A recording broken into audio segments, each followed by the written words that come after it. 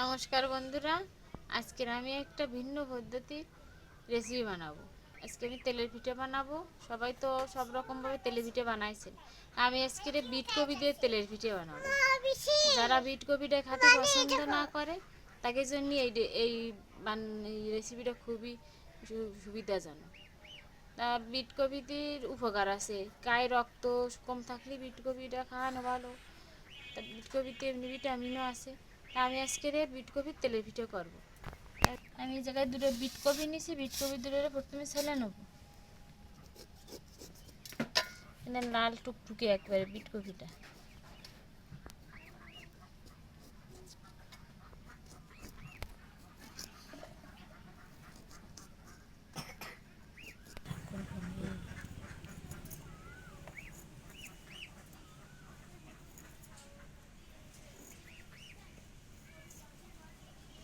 এই যে আমি বিট কপিটা ছেলে নিছি।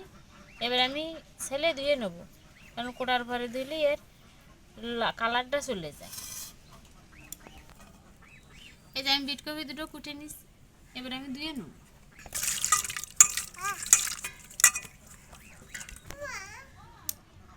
এই যে আমি বিট কপি দুটো ছেলে ধুয়ে নিছি, এবার আমি কুচিয়ে নেব।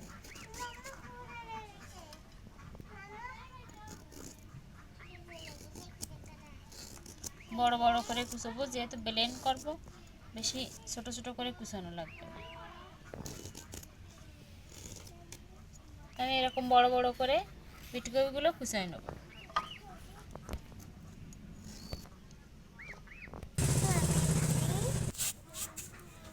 এই যে আমার বিট কপিগুলো কুচানো হয়ে গেছে। এবার আমি একটা ব্লেন্ডারে বাটিতে করে নিয়ে ব্লেন্ড করে নিয়ে আসবো। ভিতরে বিট কপিগুলো নিয়ে নেব। বাটির ভিতরে কপিগুলো নেওয়া হয়ে গেছে। এবার আমি সামান্য একটু জল দিয়ে নেব। এবার আমি ঢাকনাটা ঢেকে দিয়ে ব্লেন্ড করে নিয়ে আসবো। আমি এই যে বিট কপিগুলো ব্লেন্ড করে নিয়ে আসি। এই দেখেন কত সুন্দর ব্লেন্ড হয়ে গেছে। এবার আমি একটা সেকনির উপরে দিয়ে এটা সেকে নেবো, শুধু জলটা নেব। এর এই শ্বাসটা নেব না, শুধু সেকে জলটা নেব। তাই এটা সেকনির উপরে আমি সব পিগুলো ঢেলে দেবো।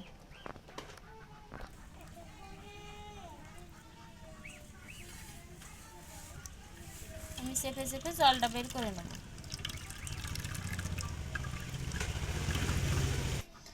আমি এই যে শুধু জলটা নিছি, এই দেখেন ফ্রেশ জলটা নিছি, কোনো শ্বাস নিইনি। এবার আমি তেলের পিঠের গলাটা গুলে নেব। তেলের পিঠের গলাটা গলার জন্য প্রথমে ময়দাটা দিয়ে দেবো। ময়দাটা পরিমাণ মতো দিয়ে দিলাম।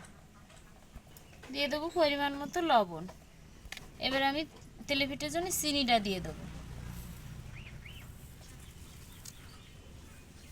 এবার এইগুলো আমি শুকনো অবস্থা ভালো করে মিশিয়ে নেব। এবার আমি বিট কপি যে জলটা সেঁকে রাখলাম, এটা অল্প অল্প করে দিয়ে আমি পিঠের এই গোলাটা গুলে নেব।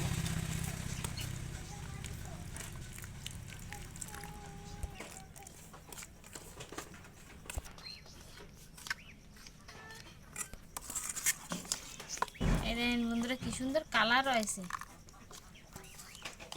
তেলে পিঠেগুলো দেখতেও খুব মনে হয় সুন্দর হবে।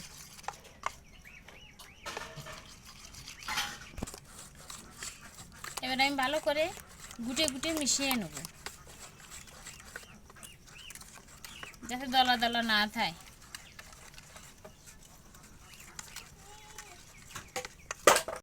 এই দেখেন আমার এই তেলে পিঠের গোলাটা গোলা হয়ে গেছে।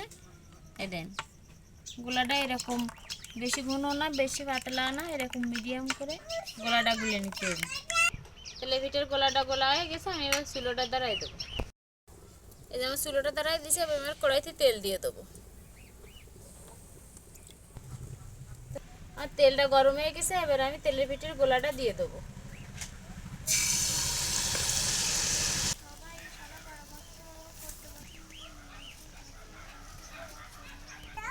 এই দেখেন আমার তেলে পিঠে ফুলে উঠেছে।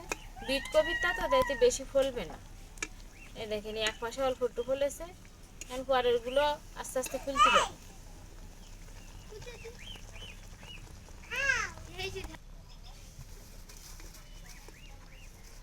আমার এই পিঠেটা হয়ে গেছে। এবার আমি উঠে নেবো। এই দেখেন কত সুন্দর হয়েছে, নরম তুলতুলে বিট কপির তেলের পিঠে। এই দেখেন তেলের পিঠেগুলো কি সুন্দর ফুলে ফুলে উঠতেছে।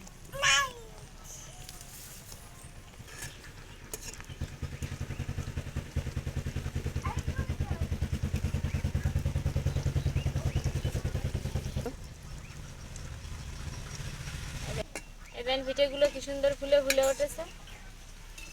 এবার এই পিঠেটাও মুঠোয় নেবো।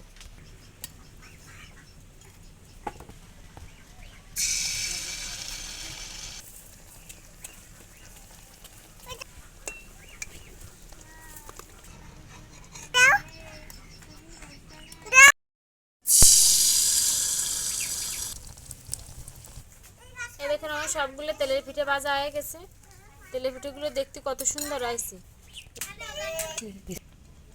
এখানে তেলের পিঠেগুলো কত সুন্দর তুলতুলে হয়েছে। সবগুলোই পিঠেই আমার তুলতুলে হয়েছে। বিট কফির তেলের পিঠে বাচ্চারা এটা খুব পছন্দ করবে। আমার বাচ্চা তো ছোটোজন অনেকগুলোই খাইছে বাজদি বাজদি। আপনারা এরকম বাড়িতে বানাবেন, দেখেন বাচ্চারা কি সুন্দর খাচ্ছে ভক্তি হয়ে। আমি এবার ছিঁড়ে দেখাবো ভিতরটা কেমন হয়েছে। এই দেখেন ফুলে উঠে ভিতরেও একেবারে কোনো আঠা নেই।